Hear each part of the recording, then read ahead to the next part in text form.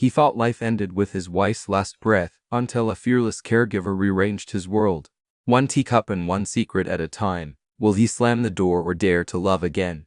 The iron gates of Willowrest Estate opened with the slow complaint of gears unused to movement.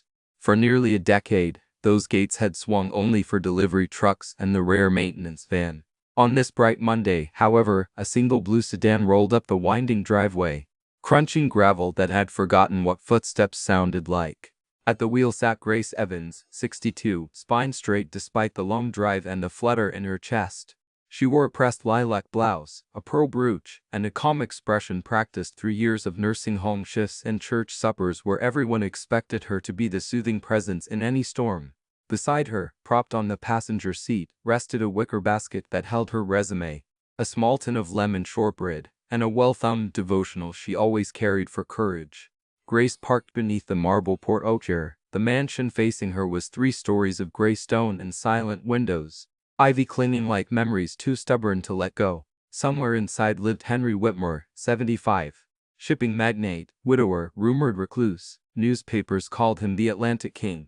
Yet neighbors in town simply whispered, poor man, still grieving. No one lasted long in his employment. Gardeners quit after a month. Housekeepers fled within weeks. A private nurse once claimed she hadn't heard Mr. Whitmore speak a full sentence the entire time she was there.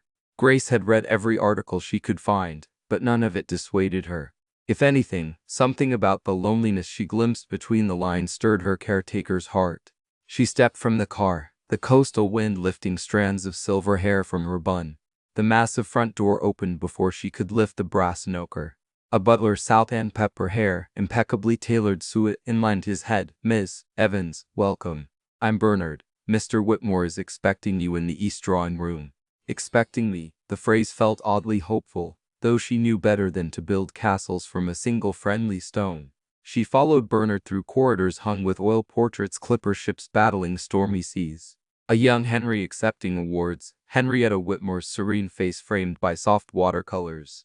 The farther they walked, the more Grace sensed the hush blanketing every room, like a church between services, holy but lifeless.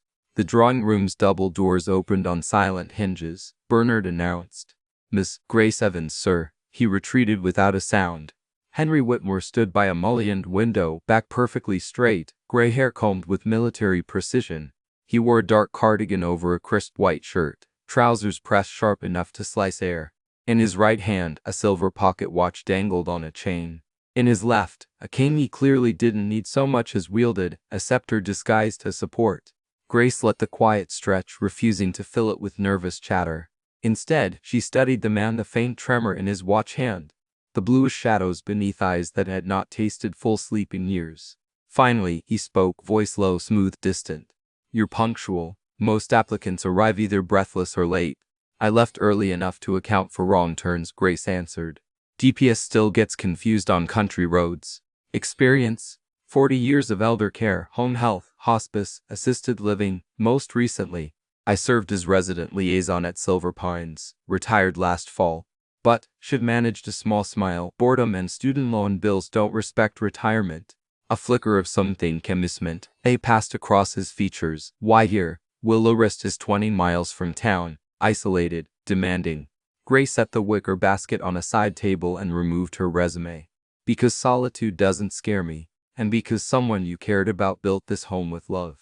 I felt that the moment I stepped inside. Henry's grip on the pocket watch tightened. My late wife oversaw every arch and panel. She believed beauty could heal. He released a slow breath. Yet beauty hasn't spoken here in 10 years. I can't promise miracles, Mr. Whitmore. Only companionship, healthy meals, and someone who'll listen without flinching. Listening often invites stories I'd rather remain untold. Grace met his gaze, steel blue softened by time. Stories weigh less when shared. Silence bloomed again, but it felt different now, less brittle. Henry turned. Cane tapping once on mahogany floors. Trial period, 7 days. Duties, medication oversight. Meal preparation and ensuring Bernard doesn't die of exasperation.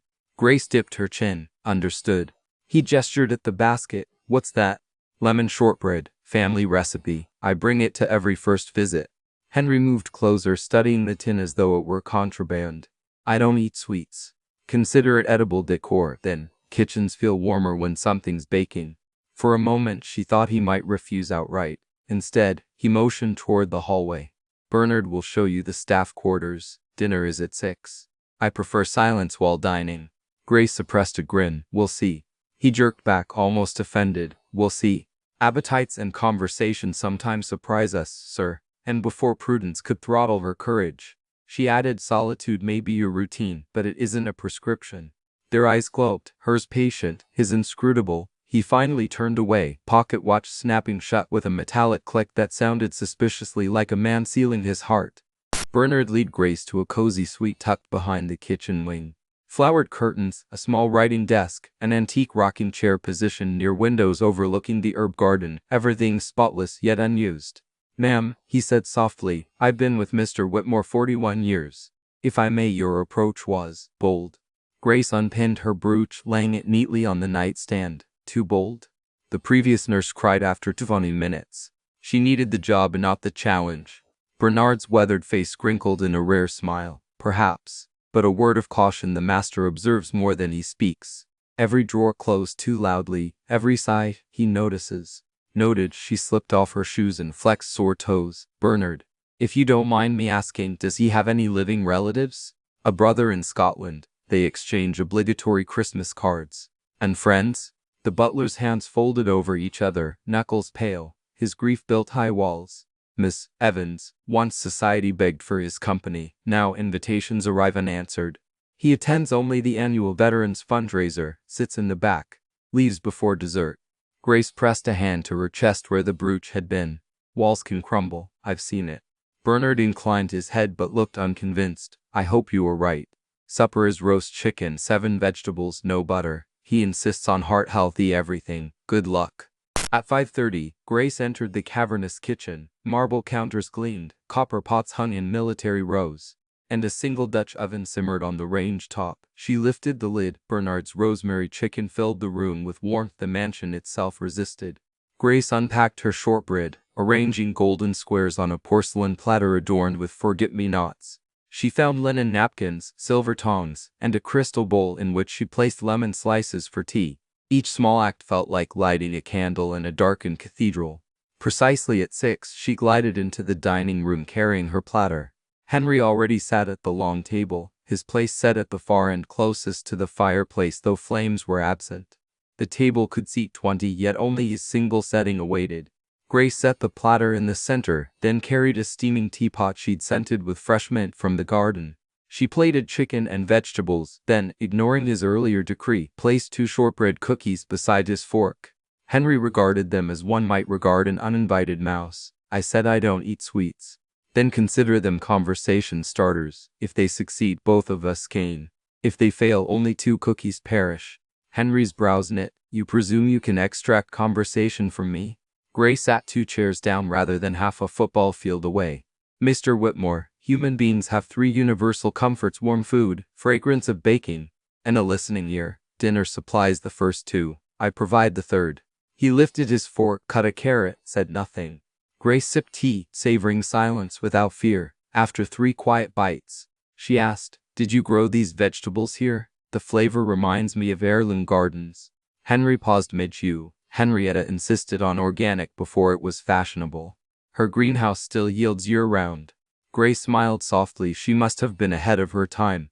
She was ahead of every time. His voice cracked, just a note. Fork lowered. She painted watercolor still lifes of each harvest. Said colors tasted better on paper first. Grace pictured the portrait corridor. I passed once the bowl of purple tomatoes. Henry's eyes widened, then softened. Yes, she named it Summer Song. Silence again, but it thrummed differently, like a cello string vibrated by memory rather than grief. When Henry resumed eating, he glanced at the shortbread, almost curious, then pushed the plate aside. Not yet. Dinner ended without drama. As Grace cleared, she noticed him pocket 1 cookie into his cardigan before rising, cane echoing through the hall. A secret smile tugged at her lips. Later, in her suite, Grace wrote in a tiny leather journal, Date 1, the mansion breathes. But faintly, Mr. Whitmore accepted a cookie. Hope. She closed the book and glanced toward the corridor. Somewhere a grandfather clock chimed 9. Its chime sounded lonely, like a call unanswered, but Grace had answered. She had 7 days to see if the mansion, and the man at its heart, would learn to answer back. Outside, the sea wind rattled dormant shutters. Inside, a single lemon-sweet note lingered on Henry Whitmore's tongue as he sat by his darkened fireplace studying the uneaten cookie half he'd broken, crumbs in his palm like golden sand. He did not know why he saved it, only that the taste reminded him of summers long gone when laughter wasn't a stranger. He placed the remainder into his pocket watch tin, closed the lid, and whispered to no one will see. Morning light streamed through lace curtains when Grace Evans woke on her first full day at Willowrest. She dressed in a dove gray sweater set, pulled her silver hair into its habitual bun, and paused to orient herself. Old nurses habit know the terrain before tending the soul. She stepped into the hallway, surprised to find Bernard waiting with a clipboard. The master's schedule, he explained. Columns of neat ink mapped Henry Whitmore's life to the minute. Blood pressure check 75.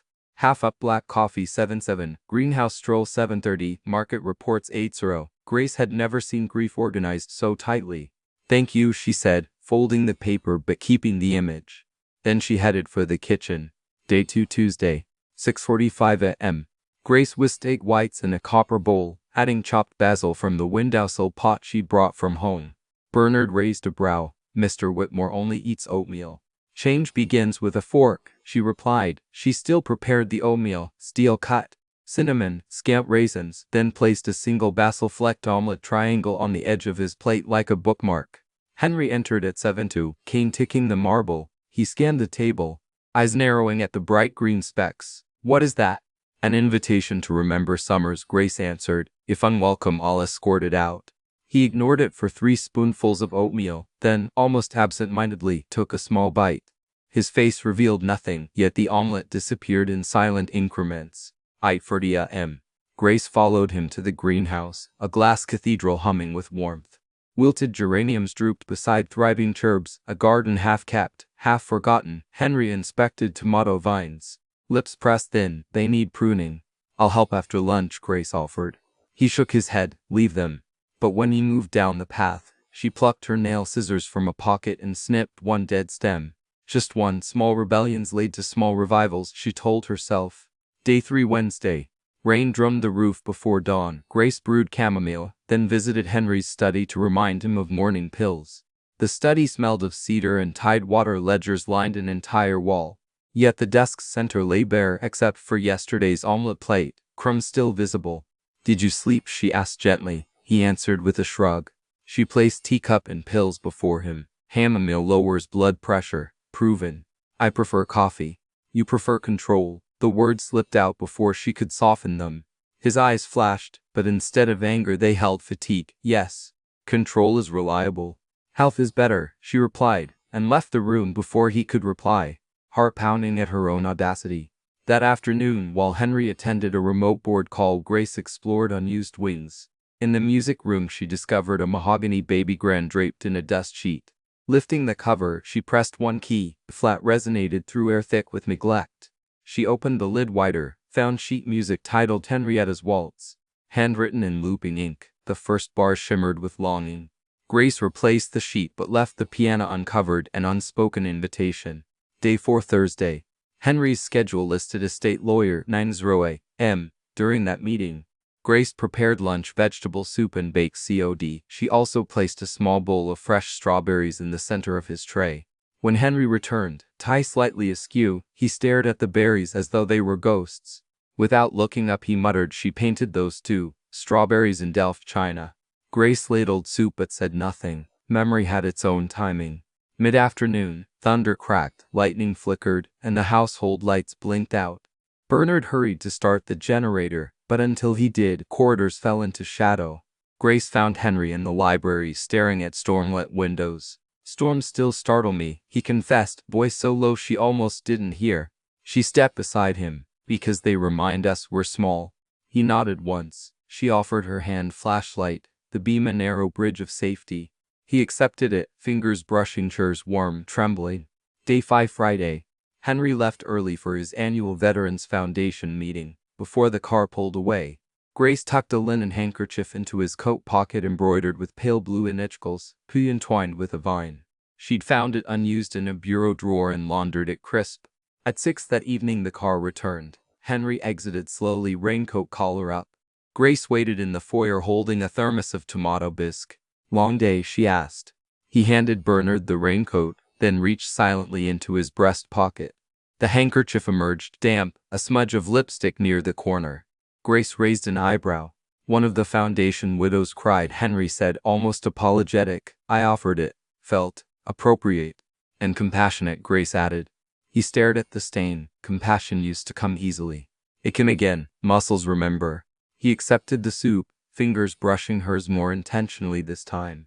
Day 6, Saturday. Bernard's day off. Grace rose at 6, determined to tackle the greenhouse. She donned gardening gloves and set to trimming, watering, and coaxing. Morning sun angled through panes, warming her shoulders as she hummed Amazing Grace off key.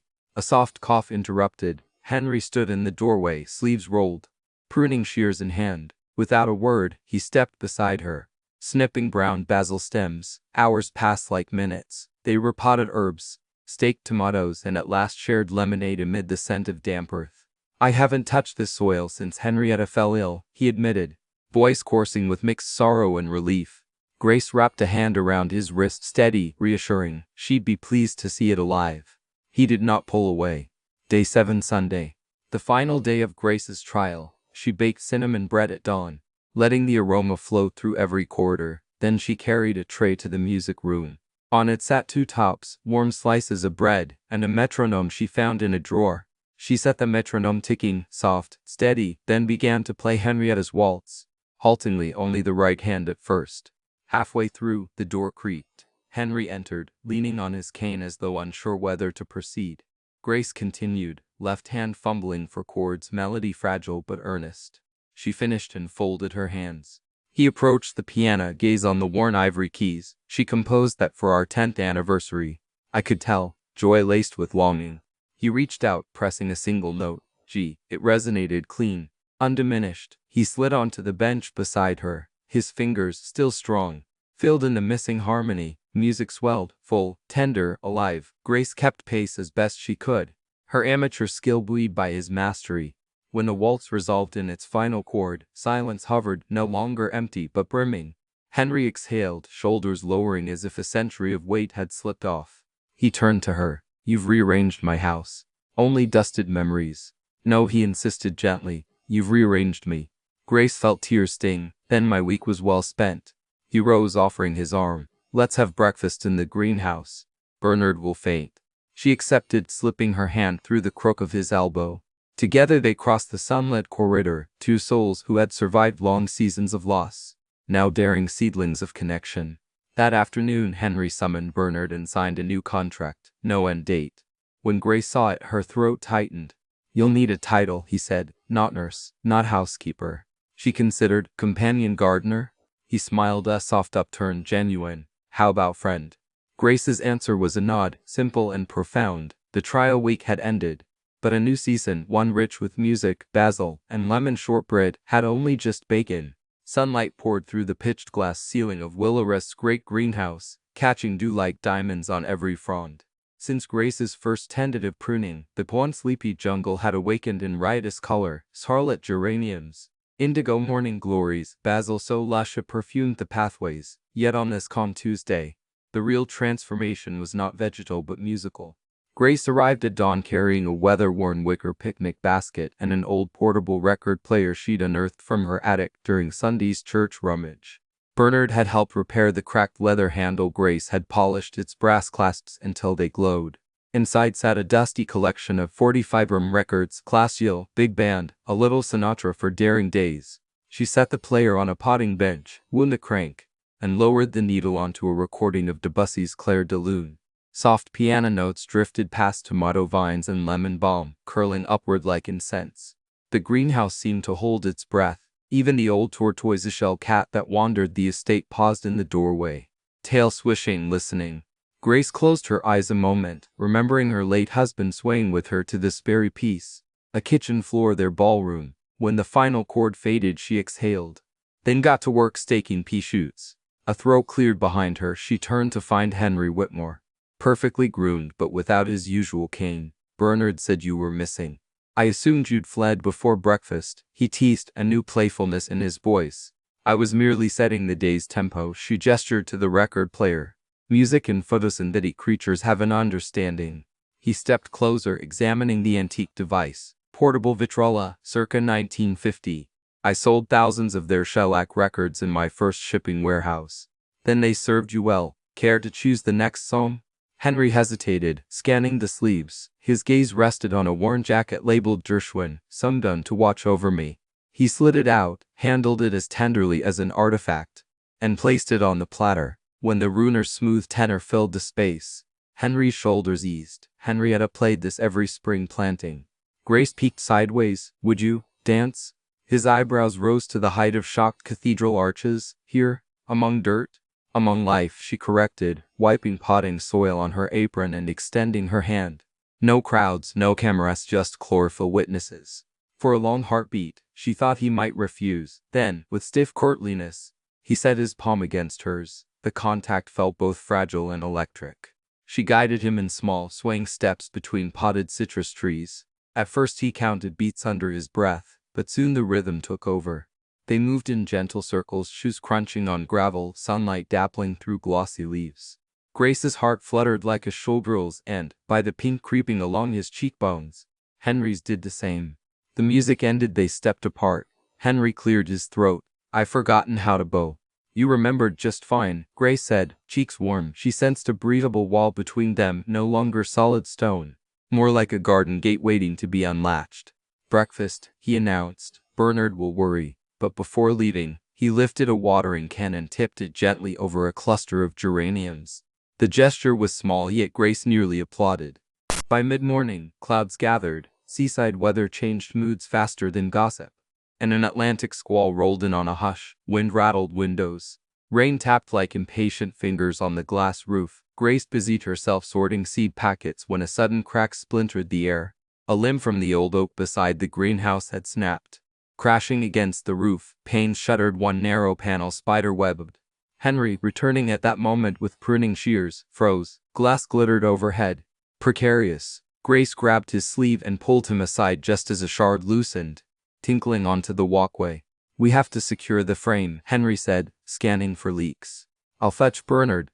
No time. Storms worsening. He marched to a storage cabinet, extracted a roll of heavy plastic, duct tape, and a telescoping pole. Grace followed, heartbeat thumping. Working in tandem, they maneuvered the pole upward, pressing the plastic against the cracked pane while rainwater dripped cold onto their collars. Henry's arm began to tremble with exertion. Grace steadied the pole, her palms overlapping his. Together they taped edges until the patch held. When they finally lowered the pole, Grace noticed blood speckling Henry's cuff. "You're hurt." "Just a scratch," he muttered, but she guided him to a bench, rolling up his sleeve to reveal a thin gash from elbow to wrist. She tore a strip from her linen gardening apron, wrapped the wound, and applied pressure. "One of us should keep a first aid kit in here." "One of us just found her next project," he replied wryly, though his face paled. Thunder boomed. For an instant, lightning illuminated the greenhouse like a cathedral under floodlights. Henry flinched. Grace whispered a Heinz refrain until thunder rumbled away. "You're shaking," she noted. He looked at his bandaged arm, then at the storm. "Navy destroyer. 1967. Our ship took a lightning strike near Vietnam. I thought I'd buried the memory, but storms recall what I cannot forget." Grace sat beside him, close but not crowding. Trauma obeys no calendar. It visits uninvited, yet here you are holding the roof together anyway. "You held it with me," he said, voice almost amazed. "You hold many burdens alone. Let someone carry the awkward ends." His eyes, tie blue, wary, met hers. Something unspoken past consent, perhaps. Outside, the rain softened to a steady patter, like applause from the heavens. Once Bernard inspected and declared the greenhouse safe, Grace suggested a furious pot of cocoa by the kitchen hearth. Henry rarely lingered there. It was Henrietta's domain, adorned with copper molds shaped like pears and rabbits. Dust had dulled their shine, but Grace polished them during her first week, and they now glimmered whenever firelight danced. They sat at the long oak island. Grace whisked cocoa, milk, and a dash of cayenne, her father's secret for cold nights. She poured 2 mugs, topped with marshmallows. Henry studied the fluffy peaks. "Dessert for breakfast, breakfast for dessert. You're dismantling every rule I've enforced." "Rules exist to serve people," she countered, sliding him a mug. not people to serve rules. He lifted it, inhaling steam. Henrietta used to say the same, usually before rearranging my schedule. What would she think of us waltzing among tomatoes? He chuckled softly. She'd paint it, title it Unlikely Blossom. They sipped in companionable silence until Bernard appeared with the Morning Post. Among bills and catalogs sat a glossy invitation embossed with gold leaf. Henry opened it, brow furrowing. The Maritime Museum Spring Benefit. They dedicate a new wing in my honor. That's wonderful, Gray said. He tapped the card. Public events drain me, small talk, expectations. Then take something private with you, Moosey, perhaps. He tilted his head. Explain. Let the museum stage hold its speeches, but let your mind replay Henrietta's waltz. You'll stand in a crowd yet remain in a greenhouse. A contemplative smile surfaced. You always carry an internal gramophone. I carry hymns for heartbreak, Sousa marches for scrubbing floors, and lullabies for fear of death. Works wonders. He set the invitation down. Would you accompany me? Grace blinked. To the benefit? I doubt they allow pluscones labeled companion gardener, but I can manage a guest of honor. She placed a hand over his uninjured forearm. I'd be honored to be your courage in heels. He covered her hand with his own, grip gentle. Then it settled. Wednesday morning dawned crisp. The storm's debris cleared. Grace arrived early to find a cello resting against the greenhouse's cedar potting table. Rosin dust sparkled like pollen in the slanted sun. Bernard explained. Madame Whitmore's master sent me to fetch it from storage. Grace traced the varnished surface, imagining Henrietta bowing lullabies to seedlings. Attached to the fingerboard was a note in Henry's neat hand. Help me remember. Grace understood. Memories preserved in objects often needed coaxing. She stood the cello upright, tightened the bow, and played a tentative string. Its rich hum filled the air, weaving with the scent of earth. She wasn't skilled. 3 Longnaco Community College lessons hardly qualified, but she knew scales well enough. Later Henry arrived carrying a stack of sheet music. He paused when he saw her. You started without me. Just tuning, she smiled. Your part awaits. She pointed to a rust-flecked music stand she'd found in a hall closet. He set papers down and, with surprising humility, accepted the cello. He sat on a wooden stool, positioned the endpin, and drew the bow across open strings. The instrument responded like a longcloth friend, tone deep as midnight sea. They began with Shenandoah, an easy folk song. Grace accompanied on piano chords she'd scribbled in a notebook. At first their tempo wobbled, but soon Henry's confident stroke anchored them. The greenhouse listened, vines leaning, blossoms tilting like curious ears. When the final phrase sighed into silence, Henry kept the bow poised. I feel her, he murmured, not as pain but presence. Grace swallowed emotion. Music thins the veil. He placed the cello against its stand. Friday evening, sunset. Will you help me host a recital? Just us and the plants. Only if we invite Bernard and the cat. Deal. The days leading to Friday flew on hummingbird wings. Grace cooked light lunches so rehearsals wouldn't feel heavy. They chose a repertoire: Henrietta's Waltz, Shenandoah, a Bach prelude Henry insisted on despite its challenge. Grace practiced piano lines in the music room, fingers stumbling yet improving. At night, she massaged sore knuckles with lavender oil, smiling at the ache of rediscovered purpose. Friday arrived, awash with capria-colored twilight. Grace arranged folding chairs, 3, for their miniature audience: Bernard, the tabby cat now unofficially named Admiral, and, she hoped, Henry's courage. She strung tiny fairy lights through cucumber trellises, their glow casting freckles of gold on leaves. A pitcher of iced mint tea sat on a side table next to shortbread. Henry entered wearing a charcoal cardigan and slate slacks. The bandage on his arm had shrunk to a tidy strip of gauze. He carried the cello like a knight bearing a standard. Bernard lowered the house lights, leaving only fairy light twinkles and a dusky path of sun fading to violet. Admiral leapt onto a low bench, tail wrapped in regal expectation. Grace opened with the waltz. Her hand shook, but the piano greeted her warmly. The greenhouse acoustics embraced each note. Henry joined after 8 bars. Cello weaving harmony like velvet ribbon. The melody soared. Grace felt more vessel than musician. Henrietta's spirit conducted through them. The last chord echoed. Bernard dabbed a tear beneath his spectacles. Admiral meowed, startling everyone into laughter. Next came Shenandoah. Henry sang softly while bowing, the weathered baritone of a man who'd once shouted orders over roaring engines. Now channeling longing, the song ended, and wind outside responded with a gentle rush, as though the ocean itself had approved. Finally, the Bach prelude. Grace counted them in. Halfway, her left hand faltered.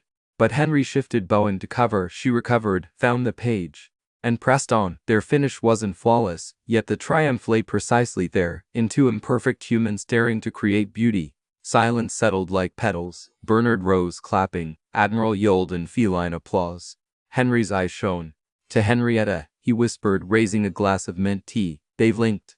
Afterward, chairs folded, lights dimmed. Henry walked Grace along the greenhouse path. Moonlight cast silver across soil beds. You turned this into a sanctuary, he said.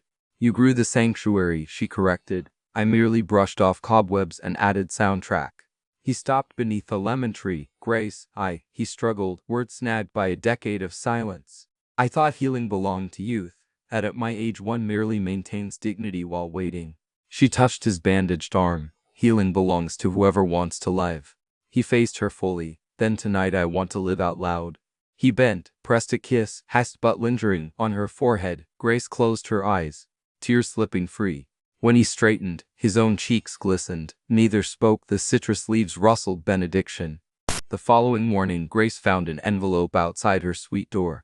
Inside, a handwritten poem. Music wakes the garden heart, bends iron grief apart. Where cello hums and lemon bloom, I find again my part. Underneath, thank you for the symphony.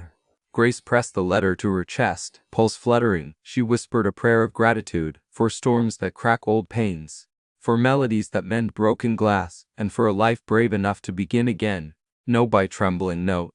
Outside, the greenhouse stood gleaming, hatched panel catching dawn like stained glass.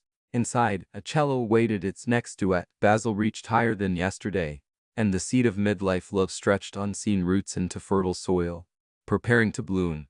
Saturday slipped quietly into Sunday before anyone at Willow noticed, yet the manor felt changed, lighter, like a parlor freshly aired. Grace awoke to that hush and realized at once what was missing: gull cries.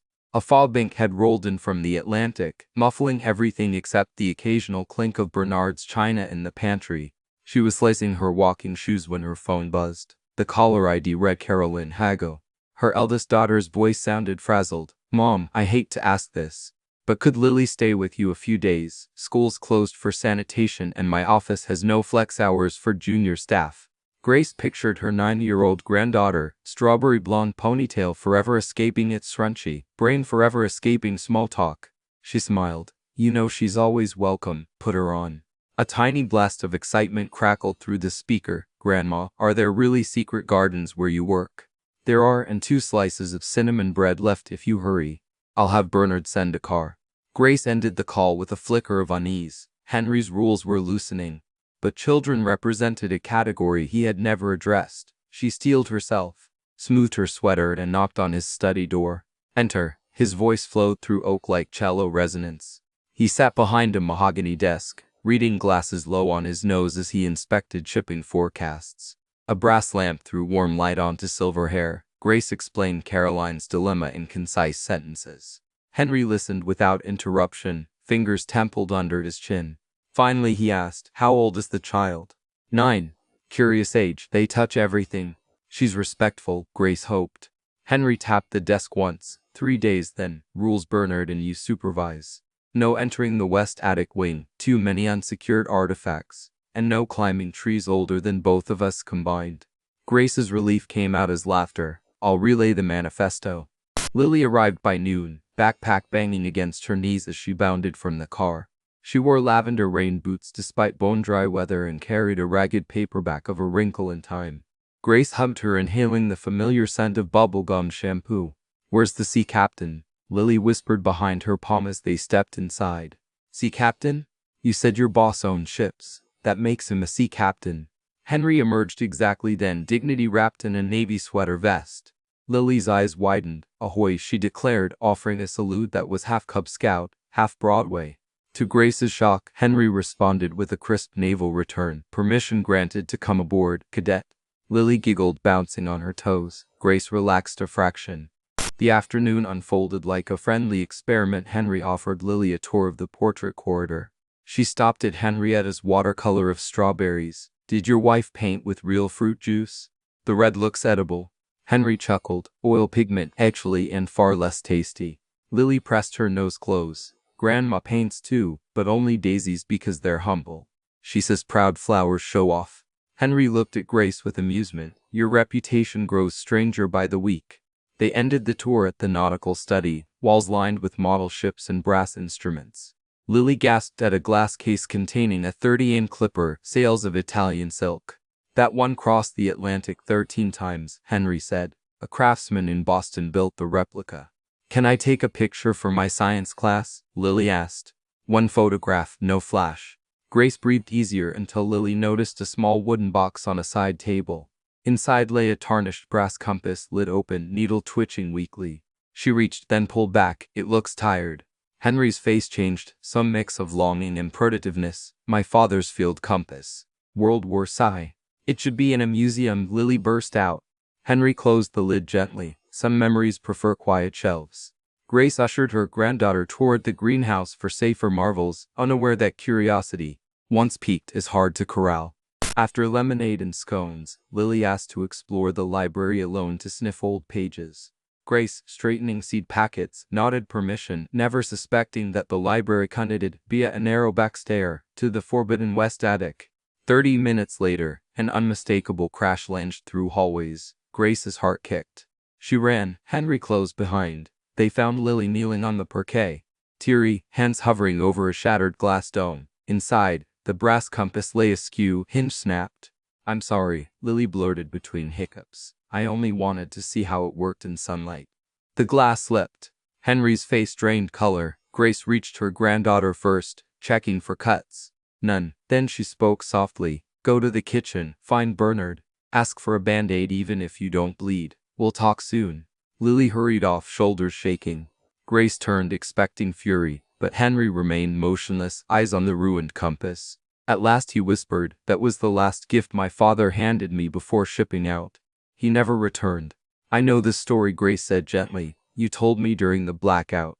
He knelt, old joints protesting, hand-collected shards. Grace crouched beside him. Let me. No, he said, voice rough. I must. He brushed glass into his palm until a ruby drop appeared on his thumb. Grace seized a handkerchief. Blood welled, but he seemed not to feel it. Why bring her here? Children and heirlooms don't mix. Grace swallowed guilt. Because life keeps knocking on our door, Henry. We decide if we barricade or welcome it. He pressed the handkerchief to his thumb, staring at ragged metal. I barricaded for a reason. And you've unburied it. That reason may no longer serve. He looked at her, anguish naked. What am I if my past breaks at a child's touch? Human, she answered. Dinner was silent. Bernard served grilled trout, dill potatoes, lime pepper carrots. But Lily toyed with her fork, appetite squelched by remorse. Henry ate mechanically, gaze distant. Mid-meal, Lily slid from her chair, disappeared upstairs, then returned clutching a folded sheet of watercolor paper. She walked to Henry's side, knees knocking. I know sorry isn't glue, she whispered, but I made this. She placed the page before him. It was a careful sketch, the brass compass, hole punched through the center. Yet around it Lily had painted a circle of forget-me-nots. Beneath she'd written in block letters, memory points true even when the needle is broken. Grace's throat thickened. Henry lifted the picture. His lips moved silently, tracing the words. Lily continued, voice trembling. Grandma says things can be mended differently. If you keep the pieces, maybe they become art. Silence swelled a moment, taut enough to snap. Then Henry inhaled, shaky. Do you know the compass bearing from Boston to Liverpool? Lily blinked. No, sir. 84 degrees. My father drilled it into me. I could recite bearings before I learned multiplication. He touched the painted forget-me-nots. Perhaps the compass has pointed me east long enough. Maybe it's time to let it point somewhere new. He stood. Come with me. Grace followed them to Henrietta's art studio, unused since the funeral. Dust sheets draped easels. Tubes of gouache lay petrified. Henry pulled cloth from a low shelf, revealing a shadow box frame. He retrieved Lily's painting and the broken compass. Arranged shards like constellation pieces, needle-centered amid painted flowers. He closed the frame, latched it. Art from fracture, he murmured, handing Lily a screwdriver. Seal it for me. She fastened tiny screws with solemn concentration. When done, Henry hung the piece on a hook near the window where afternoon sun would halo it. There, he declared, now your apology guides this house. Lily's face lit. Terror drained from her as quickly as fog burned off the bay. Grace exhaled a breath she didn't know she held. Later, Grace tucked Lily into the four-poster guest bed, star-print quilt pulled to her chin. The child whispered, "Grandma, is he still sad at me?" "No, love, he's grateful." "Will you marry him?" Lily asked, direct as moonlight. Grace felt heat rush her cheeks. "We're friends, dear. Friends heal first, decide later. Mom says friends are love practicing." Lily yawned, eyes drooping. Within minutes she slept. Grace closed the door softly and found Henry in the music room, staring at the newly hung compass art. Moonbeams through stained glass painted his profile in cobalt and rose. "Thank you," he said without turning. "I feared I'd lash out. Send her away." But the sight of tears in young eyes. He shook his head. "I chose too much anger for too many years." "She saw your mercy, not your anger." Grace joined him, gaze on the frame. "You gave her a bigger lesson than any classroom could." He looked at Grace, face open. "And you stood by me while my past cracked louder than the glass." She placed a hand on his chest, feeling the steady thud beneath cashmere. "Because hearts, like compasses, point toward what matters, even when storms twist the needle." He covered her hand with his own. "Then mine points here." A pause. "Stay with me, Grace." "I'm already here," she whispered. "No," he insisted, voice soft but firm. "Stay beyond contracts, beyond caretaker titles." Her pulse fluttered. "Are you asking me to move from friend to anchor?" he finished. "Whatever we call it." She smiled through misty eyes. "Then consider me dropped anchor." He released a breath like a man who'd reached shore after years adrift. Morning sunlight found the household gathered at the breakfast nook, Grace flipping blueberry pancakes, Lily counting flips, Henry brewing fresh coffee. Bernard pressed a hand to his chest at the sight. Lily challenged Henry to flip one pancake himself. He tried, batter landed half in the pan, half on the stove. Laughter erupted, first Lily's timing, then Grace's mellow alto, and finally Henry's baritone rolling like low tide on gravel. Bernard whispered to Admiral the cat, "Mark the date. The admiral of this house has surrendered to joy." The cat merely purred, but Bernard could swear its whiskers twitched in approval. As they sat down, Lily joined hands with them for a spontaneous "Grace, thank you for pancakes. Broken things that turn into art and grandmas who glow." Grace squeezed Henry's hand. He squeezed back. Outside, seagulls refound their voices, fog lifting in gauzy strips. The compass on the moosey room wall caught dawn, scattering prismatic shards across floorboards, proof that even shattered glass can throw beautiful light when given the chance. Inside, a girl, a widow, and a widower began breakfast. 3 generations. One table, no barricades. And in that simple act, the mansion's silence surrendered another room to laughter and love. Monday dawned the color of pewter, sky low enough to graze chimney pots. At Willowrest, however, breakfast shimmered with marmalade sunbeams. Grace spooned oatmeal into 2 china bowls, folded linen napkins, and set a small vase of greenhouse daisies between them. Lily had returned to Chicago the night before. Her laughter still clung to rafters like bright bunting.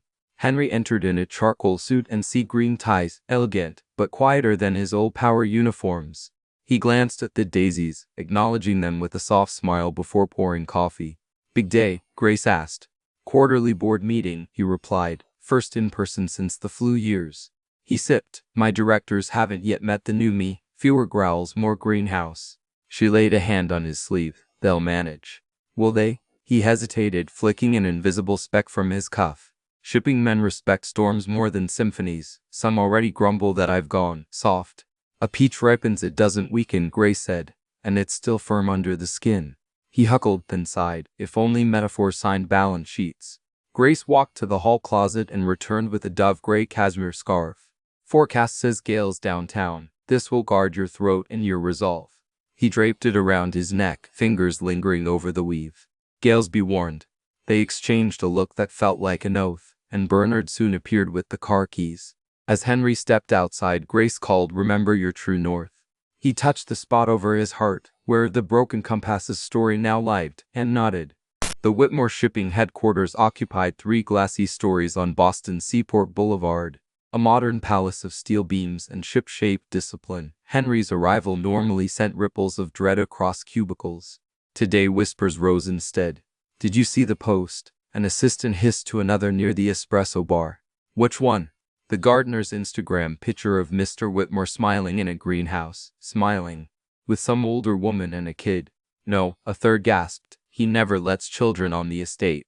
The whispered waves swelled as Henry strode through reception. He heard fragments, gold digger, nurse turned duchess, midlife rises, but kept his expression shoreline stone calm. Inside, the tidal pull of anger threatened, yet he breathed through it, remembering sage-scented afternoons beside Grace. At 9:30 sharp, he entered the main boardroom. 10 directors already sat along the glossy teak table. CFO Richard Caldwell occupied the seat to Henry's right, fingers steepled like a judgmental bishop. "Morning, gentlemen and ladies," Henry added, nodding to 2 newer members. As he took the head chair, he sensed undercurrents. Papers shuffled too briskly, throats cleared too often. He opened the agenda binder. Item 6 caught his eye: succession discussion. It hadn't been there when he approved the agenda Friday. He closed the binder, gaze ice blue. "Richard, did you add an item?" The CFO smiled thinly. "In light of recent developments, some directors feel it prudent to examine continuity plans." "Define developments." Richard tapped his tablet, projecting a tabloid headline onto the wall screen: "Reclusive shipping tycoon opens heart and home to mystery caregiver." Beneath, a blurry long-lens photo of Grace and Lily picking basil while Henry watered citrus. The caption read, "Is love steering the Whitmore empire off course?" Henry's jaw flexed. "We're citing gossip rags in corporate governance now?" A gray-templed director named Moran cleared his throat. "Perception influences markets. Henry, investors want stability. Overnight you appear altered." "Altered doesn't equal unstable," Henry replied. Richard folded his arms. "Your companion is not just a housekeeper, sir. She's influencing charitable expenditures, greenhouse renovations, employee newsletters quoting poetry. Shareholders worry about mission drift." Henry bit back a retort. He thought of Grace's words: peaches and firm skin. He addressed the board evenly. "Mission drift. Our profits were up 4% year over year. Safety incidents down 18%. Employee turnover lowest in a decade. That is the drift of a company sailing true or not looser." Director Liu spoke, glasses glinting. "Nonetheless, we recommend establishing a COEO structure. Richard would assume day-to-day control while you remain chairman."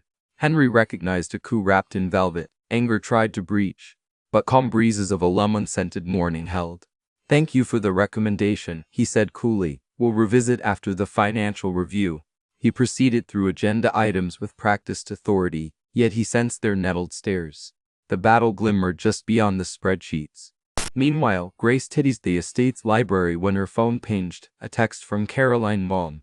"Twitter says shipping king ensnared by caregiver. You okay?" Grace's stomach fluttered, but she responded, "Fine, storm in a teacup." "Love you." She tucked the phone away, then found herself studying the newly framed compass painting. "It's painted forget-me-not," seemed to whisper. "Steady on." She breathed, then rang Bernard. "Let's have Henry's favorite soup ready tonight. Something tells me he'll need comfort."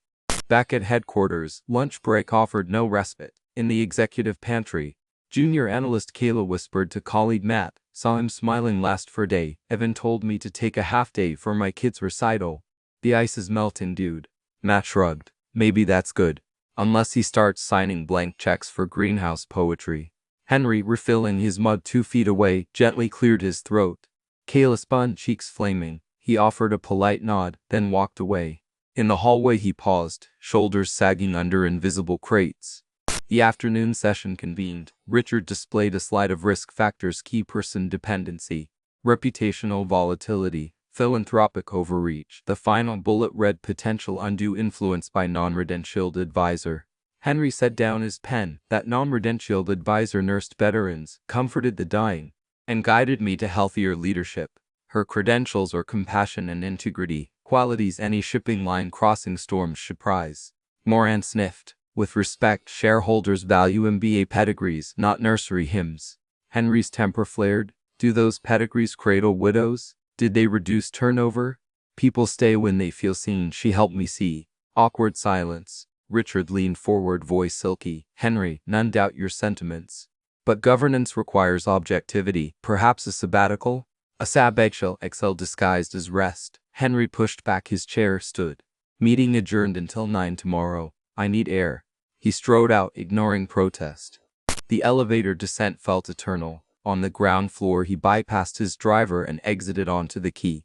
Wind off the harbor slapped slate waves against pilings. He loosened the cashmere scarf. Inhaled brine, the board's words roiled, but, beneath, another voice repeated, "True north." He dialed Grace. "Could you come to the harbor?" Now she asked, worry blooming. "I need ballast. I'm on my way." Traffic proved merciful. 30 minutes later, Grace's sedan parked by the wharf. She found Henry leaning on a mooring post, gazed toward the sea lanes where container ships queued like patient elephants. He didn't speak immediately. She slipped her arm through his. Together they watched a gull battle headwind.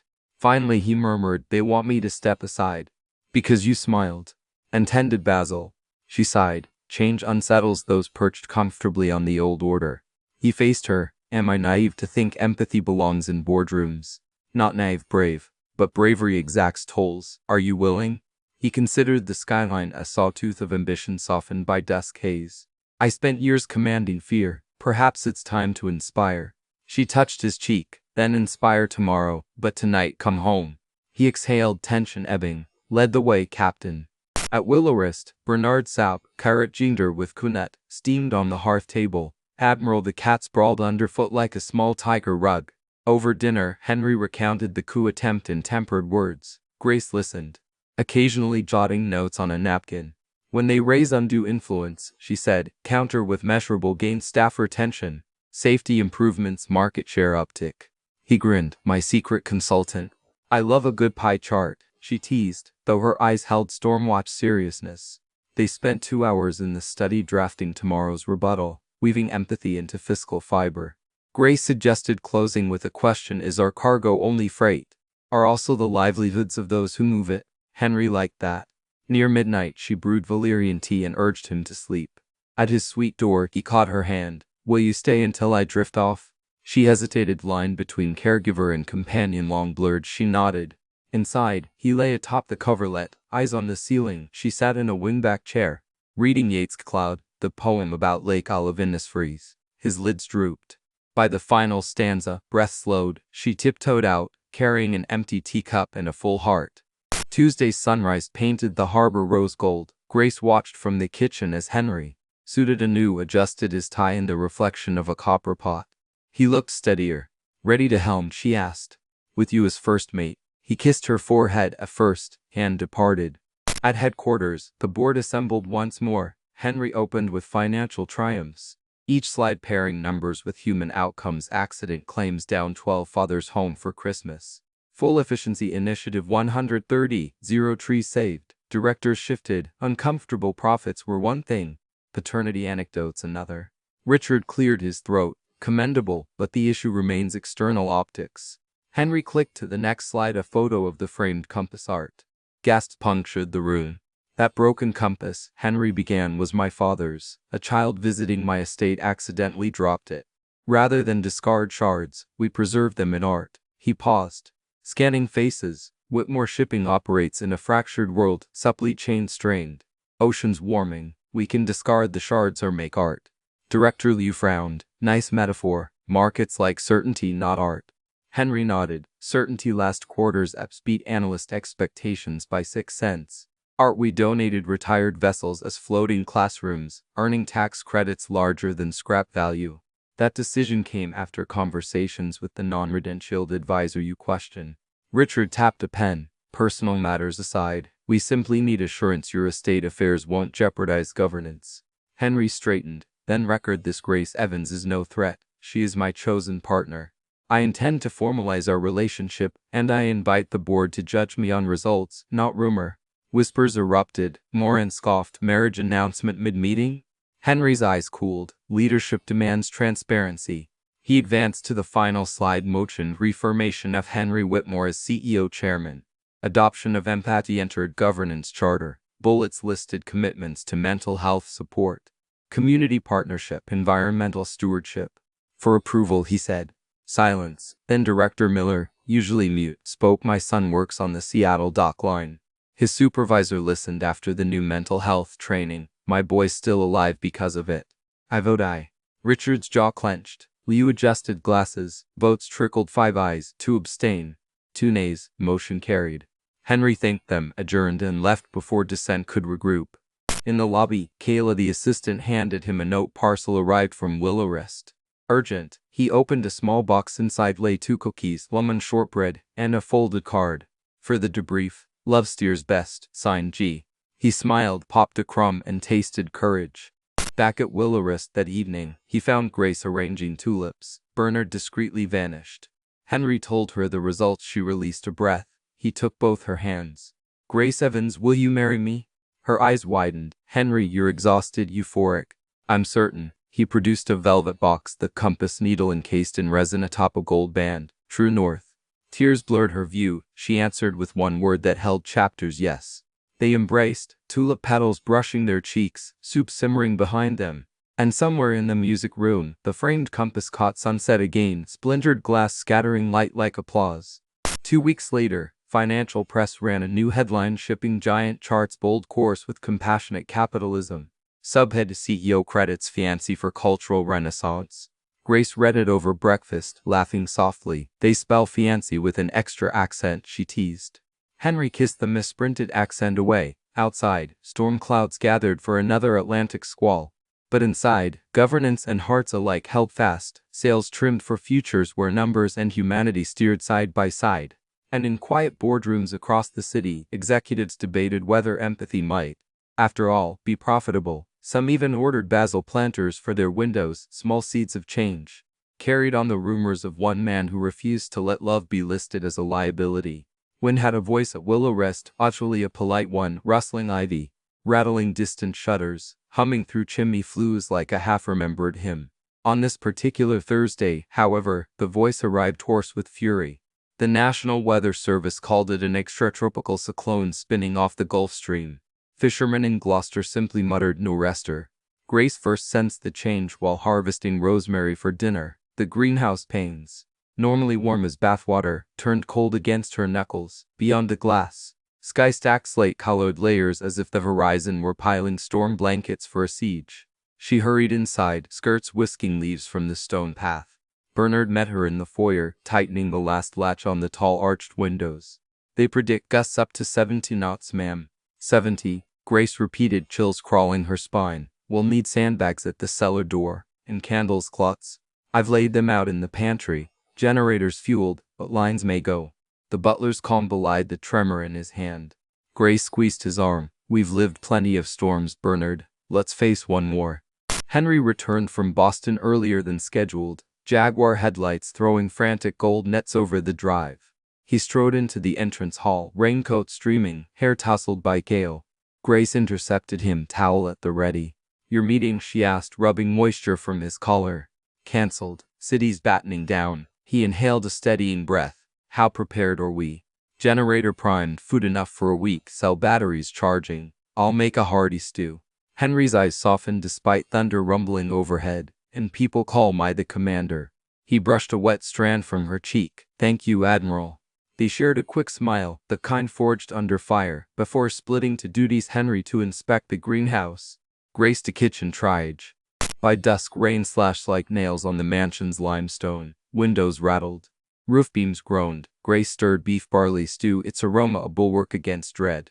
Bernard set the dining table with pewter bowls, no fragile china tonite, and filled ironstone mugs with hot cider. Lightning cracked, briefly illuminating the music room where Admiral the cat crouched under the piano. Ears flattened, Grace crossed the hall, scooped the trembling feline, and tucked him inside her cardigan. Their sailor safe harbor.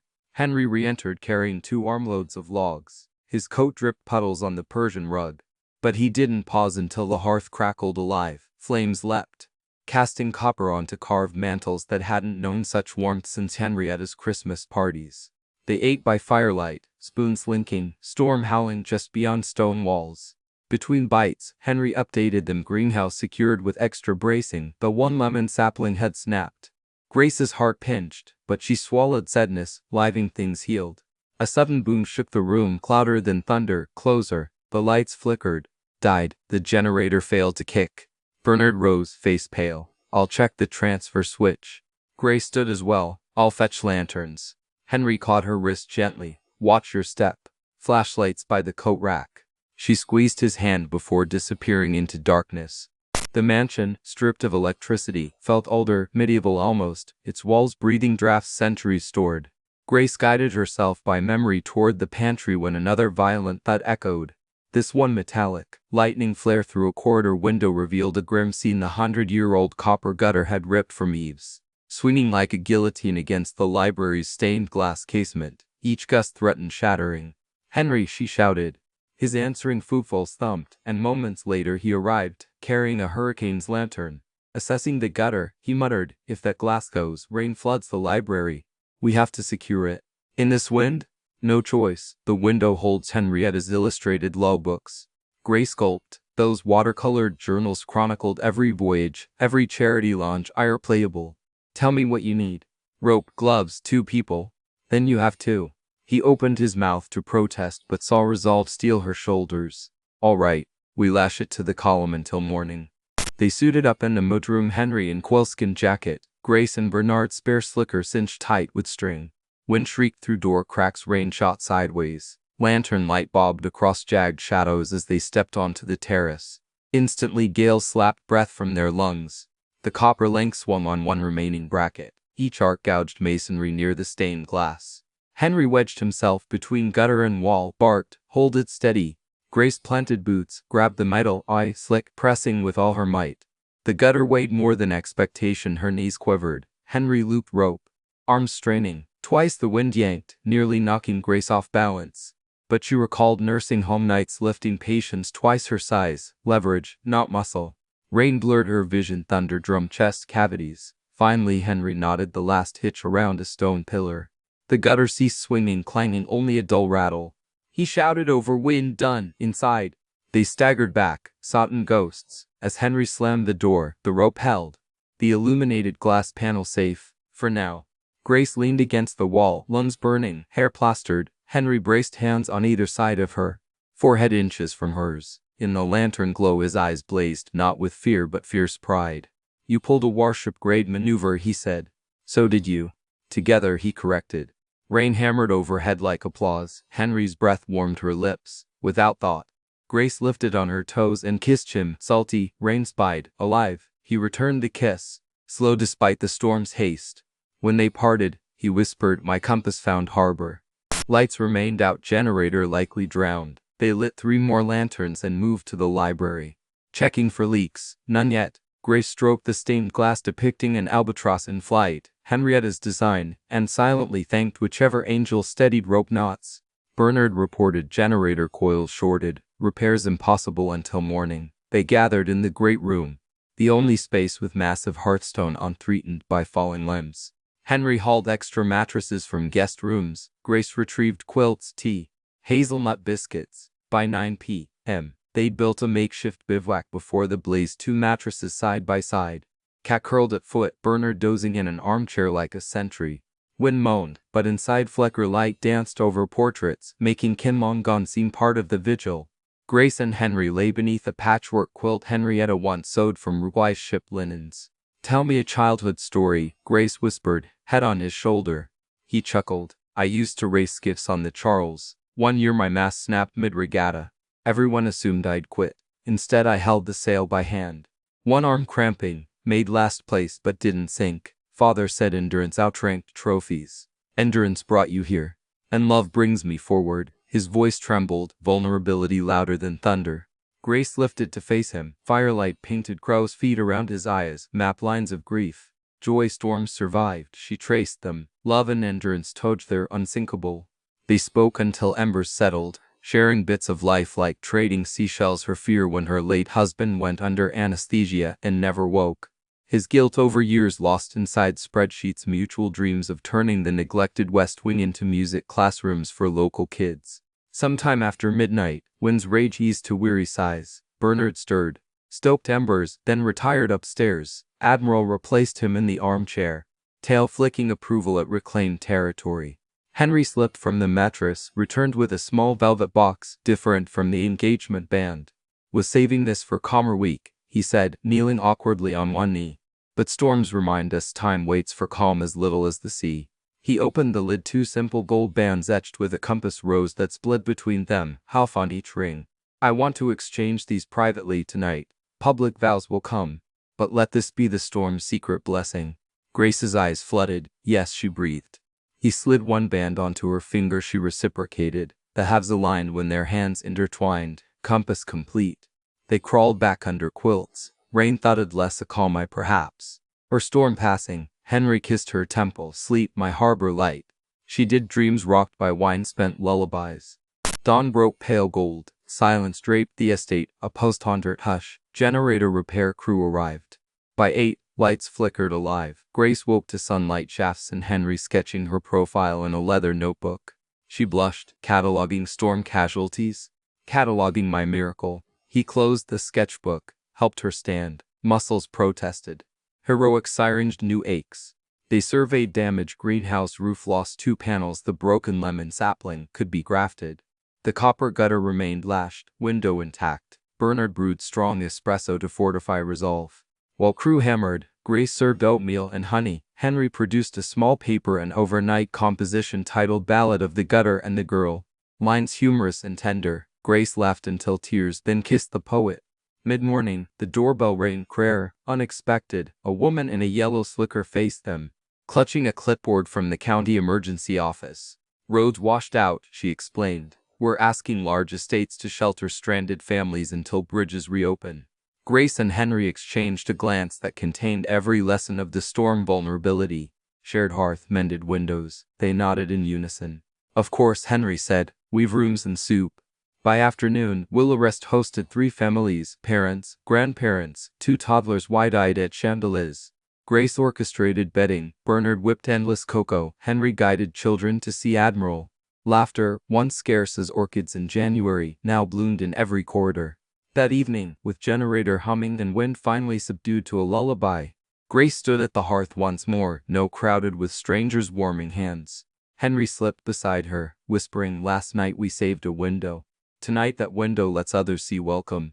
She squeezed his hidden compass ring. Storms break branches, not generosity. Thunder rumbled far off, like applause retreating across the sea. The mansion, tested by wind and fear, stood firmer. In its great room, a newly engaged couple watched firelight reflect off dozens of eyes, old, young, hopeful. The hearth, once ceremonial, had become sanctuary. Grace rested her head on Henry's shoulder. He kissed her hair. And somewhere beyond repaired panes, the storm's departing clouds parted just enough for one shy star to wink at Proval, beacon for all hearts that brave gales together, guided by love's steadfast compass. An ivory moon hung low over Boston Harbor, its pale glow mirrored by a crust of frost on every mooring bollard and dockside railing.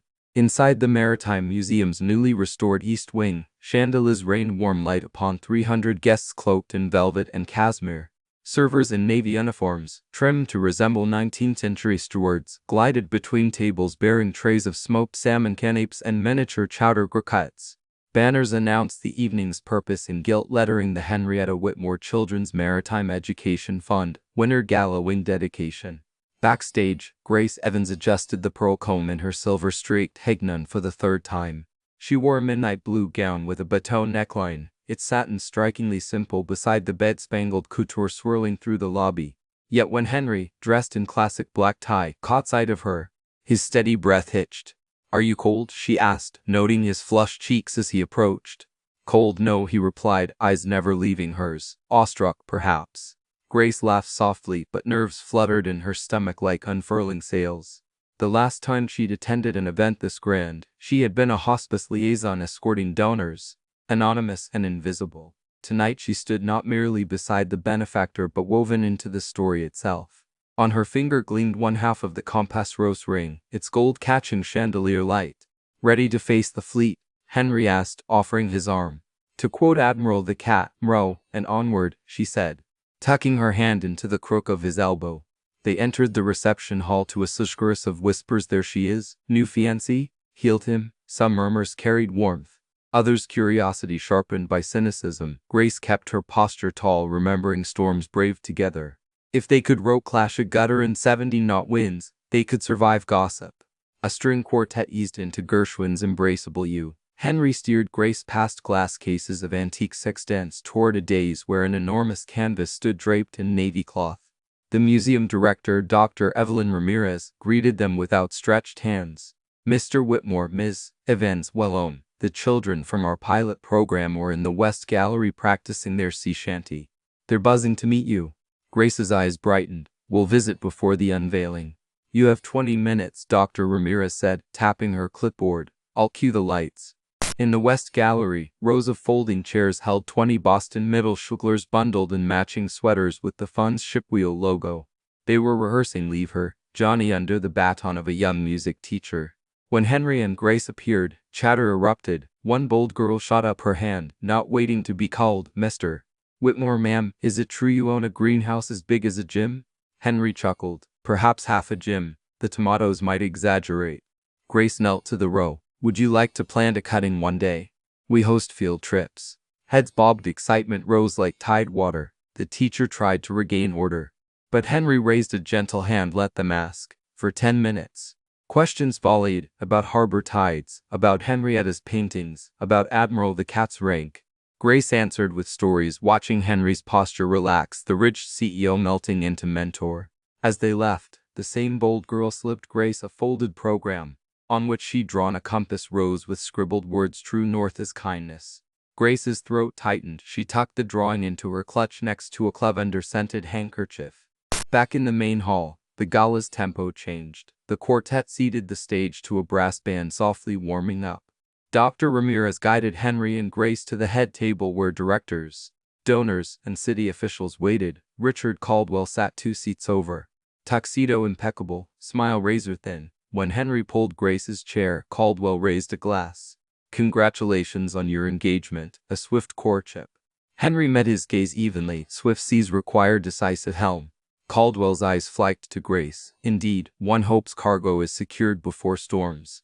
Grace held his stare with Norse-level calm. Storms test knots, Mr. Caldwell, ours hold. Caldwell opened his mouth, but the band launched into the processional. Speeches began.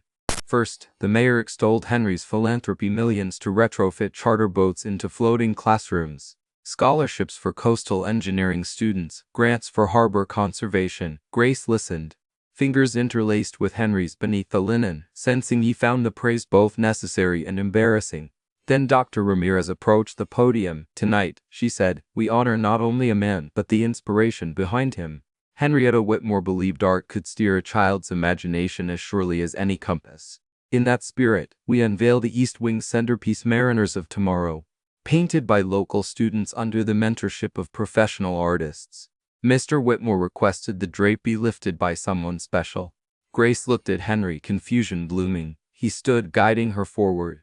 Your hands, he whispered. Pull the cord. A hush fell. Grace grasped the tasseled rope. Henry placed his hand atop hers. Together, they tugged. The cloth slid free, revealing a 6-foot canvas bursting with color, children of every background standing on a stylized bow. Sails behind them sewn from Henrietta's original watercolors, the strawberries, the waltz, the lemons collaged into a billowing mosaic. Gasps rippled through the hall. Grace blinked back tears. At the corner of the painting, in gold script inspired by the legacy of Henrietta Whitmore and the vision of Grace Evans. Applause thundered, cameras flashed. Grace felt unsteady until Henry's arm anchored her waist. Dr. Ramirez leaned in, stage whispering, the kids insisted your name join hers. They said you kept the colors alive. Grace managed a nod, voice caught behind emotion. Dinner followed, lobster medallions, saffron risotto, winter root gratin. Grace tried to taste each bite, but adrenaline dulled her palate. Caldwell tapped her shoulder between courses. Ms. Evans, might we speak privately? Henry stiffened. Grace patted his knee. I'll be fine. Caldwell guided her to a balcony overlooking the harbor, its French doors cracked so cold air teased crystal ornaments. He kept his hands clasped behind his back like a headmaster. You seem a genuine woman. Allow me candor. Please, Grace said, wrapping her shawl. Henry is romantic these days. The board remains wary. Stability demands we limit variables. Grace raised a brow. You view people as variables? In risk matrices, yes, he answered. If you truly care for him, persuade him to appoint a younger coup. He's slower approving contracts, too merciful negotiating fines. One more quarter like this and investors revolt. Grace studied Caldwell's polished cufflinks, a tiny dollar sign set with diamonds. Compassion and profit are not mutually exclusive, you'll see. Caldwell's smile thinned further. Shareholders believe hard numbers, not bedtime stories. She stepped closer, eyes steady. I spent decades holding the dying as they counted what mattered. Not one wished for harsher bosses or taller bottom lines. They wanted peace, love, legacy. Henry has found his. And perhaps you fear that because it exposes your poverty. Caldwell's face hardened. Be careful, madam. Bored sentiment can shift faster than this tide. Tides cart stones, she replied. Ambition merely scratches. She turned, letting the conversation end like a snapped line. Inside, she pressed a palm to her racing heart. Confrontation had cost calm, but conviction steadied her. A bell rang. Auction time. The museum's auctioneer, top hat gleaming, presented items. A signed photo of Jacques Cousteau, a weekend on a tall ship. A bronze sextant replica. Bids leapt like dolphins. The final lot. Private greenhouse dinner at Willowrest Estate, hosted by Mr. Whitmore and Ms. Evans. Grace's head whipped toward Henry. He shrugged, sheepish. I hoped you'd agree. Bidding began modestly, then a philanthropist from New York doubled the amount.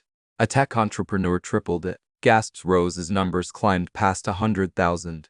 At last, a mysterious phone bidder claimed victory at $250,000. Henry exhaled. Grace squeezed his hand. Caldwell scowled.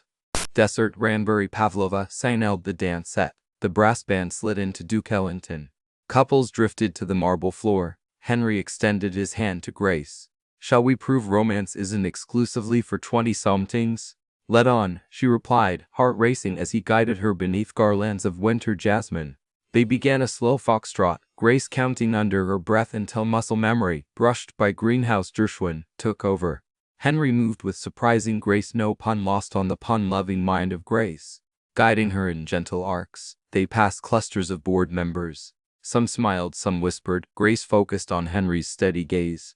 Mid-song, the mayor joined them, partnering an elderly donor. You two look like prom royalty, he teased. Henry laughed, a sound full-bodied and free. It echoed off vaulted ceilings, startling a few dowager countesses. Yet soon others laughed too. The floor filled. Collective joy overtaking polite detachment, like color seeping into a sepia photograph.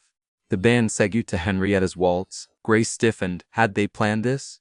Henry's eyes glistened, but he nodded to the conductor appreciatively. They moved into the familiar 3/4 time. For Henry, it was memory. For Grace, promise. Around them, dancers slowed, unconsciously giving space. Caldwell watched from a pillar, jaw tight. On the waltz's final rise, Henry spun Grace once, then drew her close, forehead resting lightly against hers. Applause erupted before the last chord fell silent. Speeches resumed with dessert plates cleared. Dr. Ramirez invited Henry to the podium. He gripped the sides, scanning faces. Caldwell folded arms. Grace watched from front row. Friends, partners, dreamers, Henry began. Tonight we celebrate a wing dedicated to my late wife's vision and a fund to guide children toward horizons she loved. But legacy isn't built from marble or tax, though they help. Laughter rippled. Legacy is the courage to transform after loss, to let grief become generosity. A woman named Grace, his voice hitched, he steadied. It reminded me that a compass, even broken, still hints at north if we choose to see. She mended my bearings. Heads turned to Grace. She felt heat rush but held his gaze. Therefore, Henry continued, I pledge an additional $2 million to match tonight's auction proceeds, ensuring every Boston public school fifth grader sails at least once before graduation. The audience gasped, then clapped thunderously. Even Caldwell, though reluctant, flashbulbs popped like distant fireworks. After stepping down, Henry returned to Grace. She whispered, $2 million? Storm Night taught me abundance is worthless if it isn't shared. She kissed his cheek, proud of you. Later, the children's choir filed onto the stage, faces glowing with excitement. They began a sea shanty mashup culminating in Somewhere Beyond the Sea. During the final chorus, snow started outside, soft flakes swirling past skylights like confetti granted by the heavens. Guests rushed to windows marveling. Caldwell approached Grace quietly. Perhaps I misjudged you. Armiu, she said kindly. He extended a tentative hand. For the record, shareholders responded well to compassion once they saw the numbers. It appears softness can be strategic. She shook his hand. It's simply human. With formalities concluded, guests collected coats. Henry and Grace slipped away to the roof terrace, now dusted white. Harbor buoys blinked red and green below, their reflections wavering like holiday lights. Breath misted between them. Henry draped his tuxedo jacket over Grace's shoulders. Do you recall our first greenhouse dance? He asked. I do. I worried my shoe would crush a basil sprout. Tonight I worried I might crush your toes. We survived both. He reached into his lapel and produced a small tin, the same one that once held lemon shortbread crumbs years ago.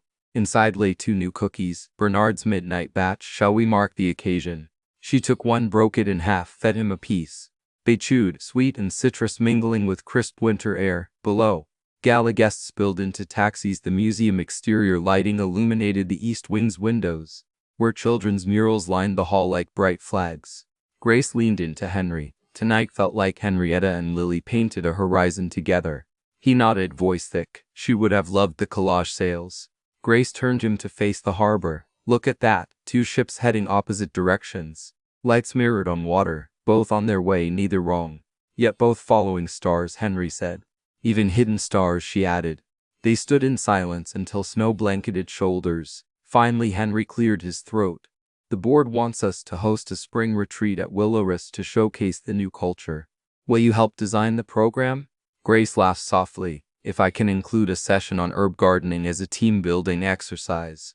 Deal. He kissed her knuckles, ring glinting. Now, Admiral waits for his nightly inspection. And the lemon tree for lullaby, she teased. They descended via staff elevator, slipping from gala glare into quiet corridors where janitors hummed carols and children's paintings dried in racks.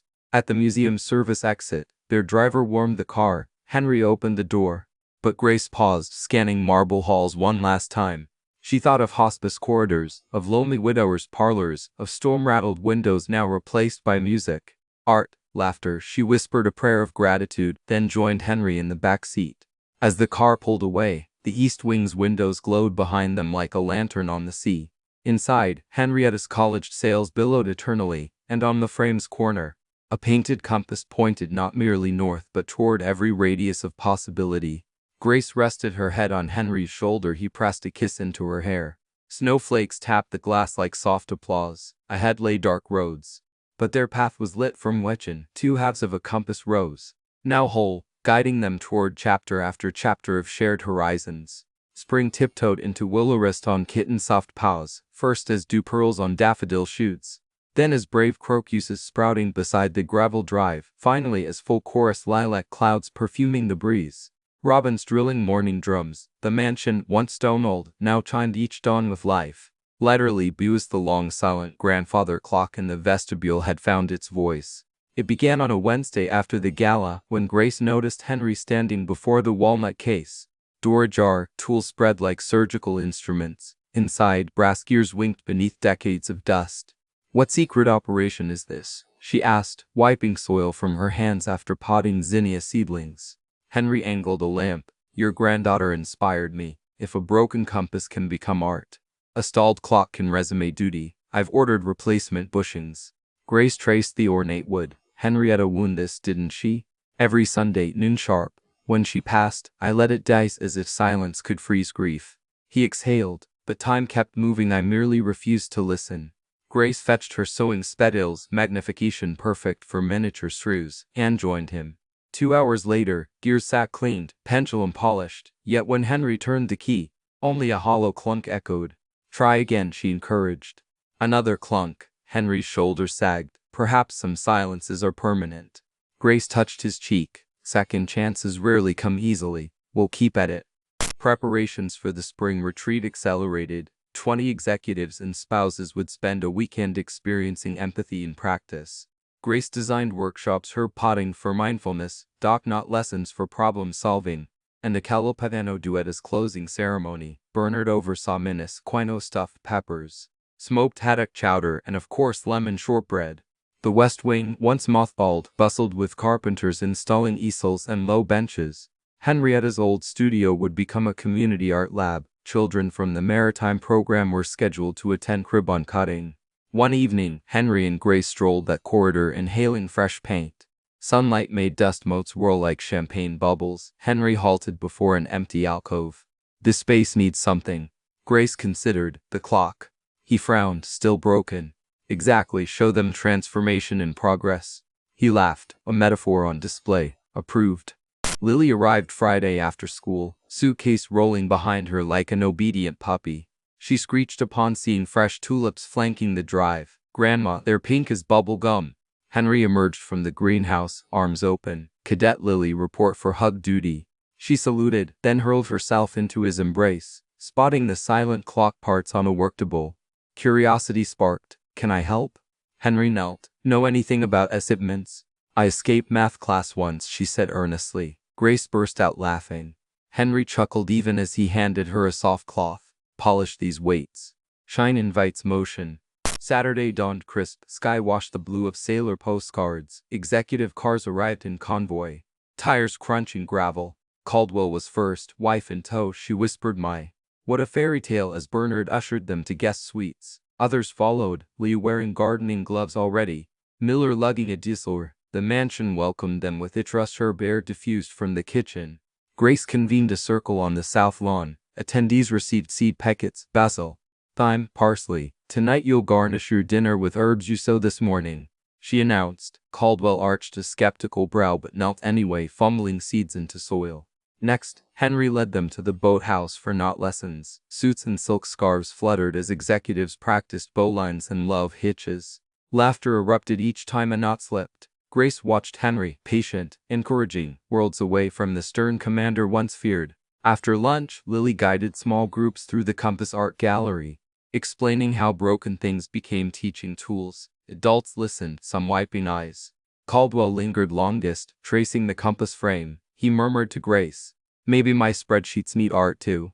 Numbers are just stories in uniform, she replied. He nodded, reflective. That evening, the gathering assembled in the refurbished studio for ribbon cutting. Child artists stood ready with paint-splattered smocks. Henry spoke briefly. Henrietta believed children paint our tomorrow. Today we hand them brushes. Lily offered giant silver scissors. Henry invited Caldwell's teen son, dragged along reluctantly, to cut the ribbon. The boy grinned. Snip echoed. Applause burst. Cameras flashed.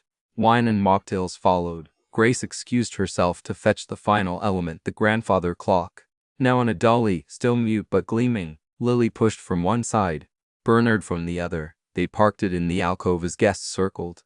Henry tapped a champagne flute. Friends, this timepiece marked every joyous minute of my marriage until the day it didn't. Its silence mirrored my own. Tonight we attempt resurrection. He gestured to Grace. She produced the winding key. Heart pounding, she inserted, turned slowly. Clunk, no tick. Caldwell shifted uncomfortably. You whispered something. Henry closed his eyes, as though hearing a far-off beat. He reached around back, adjusted a minuscule lever Grace hadn't noticed, and set the pendulum swinging. Nothing. Pendulum slowed. Then a faint click, another lit tick. The second hand shivered. Advanced one notch. Guests gasped. Tick-tock, louder now, filled the studio like applauding raindrops. Lily clapped, jumping. Grace felt tears spring. Bernard leaned against the wall, hand over heart.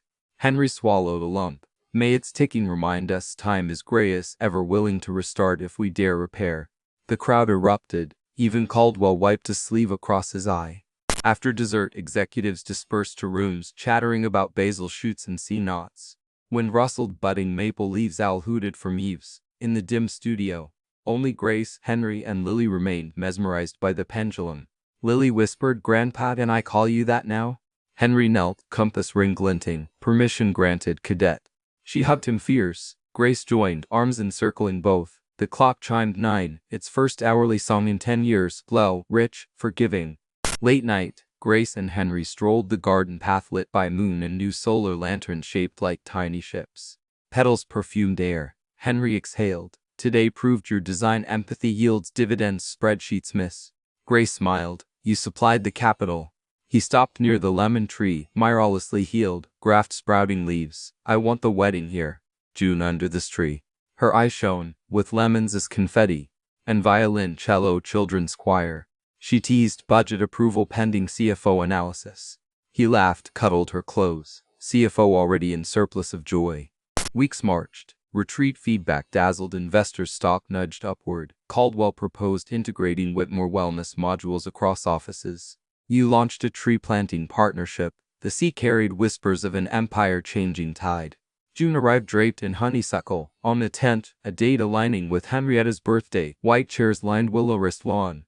Lily scattered lemon-yellow petals. Bernard, wearing a boutonniere of rosemary, escorted Grace down the aisle to Debussy played by two young violinists from the maritime program. Guests from boardroom to greenhouse filled seats. Even Admiral prowled perimeter in embroidered bow ties. Under the blooming lemon tree, Henry and Grace exchanged vows simple as bread and butter, profound as tides. "I promise to sail beside you," she said. "I promise to anchor when storms threaten," he replied. Rings already worn were blessed by a retired Navy chaplain. When they kissed, the clock in the studio struck noon. Though no one had wound it since sunrise, its mechanism seemed eager to mark each miracle. Reception tables overflowed with greenhouse salads, local lobster rolls, and yes, endless lemon shortbread towers. Children performed Henrietta's waltz, voices braided with strings. Caldwell toasted to the duo who proved dividends of the heart. Laughter and linking glasses followed. Dusk-painted sky peach, fireflies flickered over hedges. Henry drew Grace onto the lawn for a final dance. Musicians switched to Gershwin, guests encircled, humming. Lily snapped Polaroids, capturing twirls and smiles. As twilight deepened, fireworks blossomed over the harbor, arranged secretly by Lily and Caldwell. Grace tilted her head back, eyes ablaze. Henry whispered, "Clockwise sparks." She replied, "Second chance sparks." They kissed beneath cascading light. Months later, an article appeared in the Harvard Business Review. Compassionate command: how Whitmore Shipping's culture shift outpaced market growth. It cited lowered turnover, higher revenue, record volunteer hours. Sidebar featured Grace's herb workshop photo. Executives laughing, hands in soil. Grace framed the article but hung it in the pantry between spice racks. "In case seasoning needs ego," she joked. Henry's focus fixed on family ventures. He and Grace opened the West Wing Art Lab every Saturday, free to town kids. The greenhouse sold starter plants, proceeds funding maritime scholarships. Bernard launched a cooking class for single parents, Admiral supervising. The clock, meanwhile, never missed a chime. Each hour summoned gratitude. Each tick reminded them silence never has the last word. One rainy afternoon, Grace found Henry adding a plate engraved with his and her names to the clock's base. Below, he'd inscribed "Restarted 14 April," proof that life, like time, permits repairs. Grace slipped her arm around him. "What shall we restart next?" He considered. "Maybe me learning piano properly, or us reading Lily's favorite fantasy series." Ambitious. Second chances are ambitious by nature. They stood listening as the clock ticked steady, rain tapping window panes and sank. Beyond glass, lemon tree leaves shimmered in showers, droplets like tiny lenses magnifying a world reborn. Grace rested her head on his shoulder. "Tick tock tock tick," she whispered. Henry smiled. "Music enough."